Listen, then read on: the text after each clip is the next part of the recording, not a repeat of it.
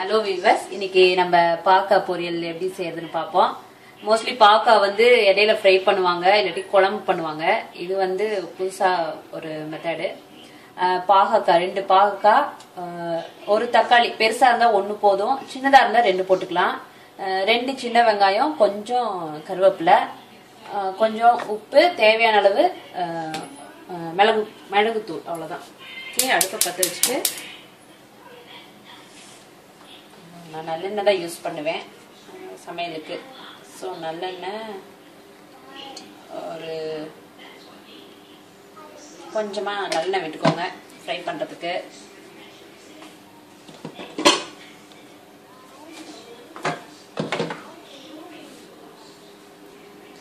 Okay, கொஞ்சம் நல்லெண்ணெய் விட்டுட்டு எண்ணெய் சூடானதுக்கப்புறம் கொஞ்சோண்டு சீரகம் போட்டுக்கோங்க. சீரானதுக்கப்புறம்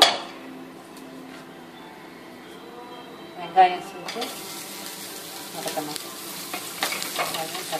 கருவேப்பிலை கொஞ்சமாக தான் நான் போடுறேன்.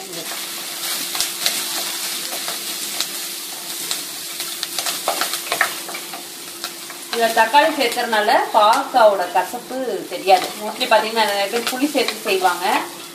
புளிக்கு பதிலாக தக்காளி சேர்த்து செய்வாங்க. கொஞ்சோண்டு உப்பு போட்டுக்கோங்க, தக்காளி நல்லா செய்யணும்.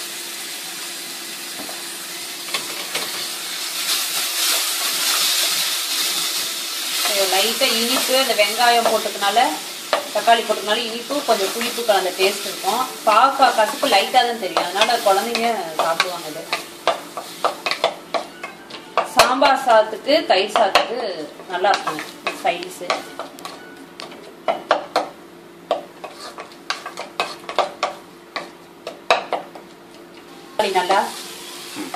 தக்காளி நல்லா வதங்கிடுச்சு. இப்போ கொஞ்சோண்டு மஞ்சள் பொடி ஆட் பண்ணிக்கோங்க, டேஸ்ட் கொடுக்கும். மஞ்சள்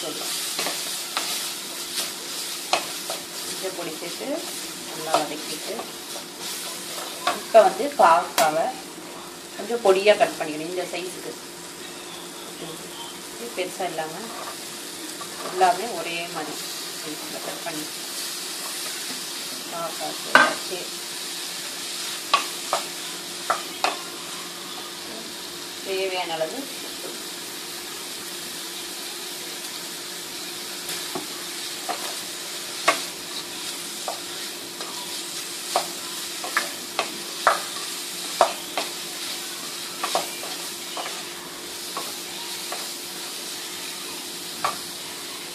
தண்ணி கொஞ்சமாக அதே மேலே தடுத்துடுங்க. நிறையா ஊற்றக்கூடாது, சொதன்னு இருக்கும்.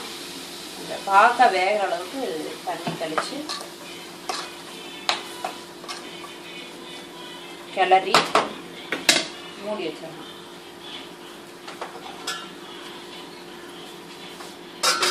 பாவக்காய் வெந்திருக்கும். நசுக்கி பார்த்தீங்கன்னா தெரியும். நசுக்கி பார்த்தா இப்படி வறுக்கணும். இப்படி இருந்துச்சுன்னா வெந்திருக்குன்னு அர்த்தம். இப்போ கொஞ்சோண்டு பெப்பர் சேர்த்துப்போம். ரொம்ப தேவையில்லை, கொஞ்சமாக போட்டால் போதும். ஏன்னா நம்ம மிளகாத்தூள் சேர்த்தாமல் செய்யறதுனால கொஞ்சமாக டேஸ்ட்டுக்கு கரெக்டாக.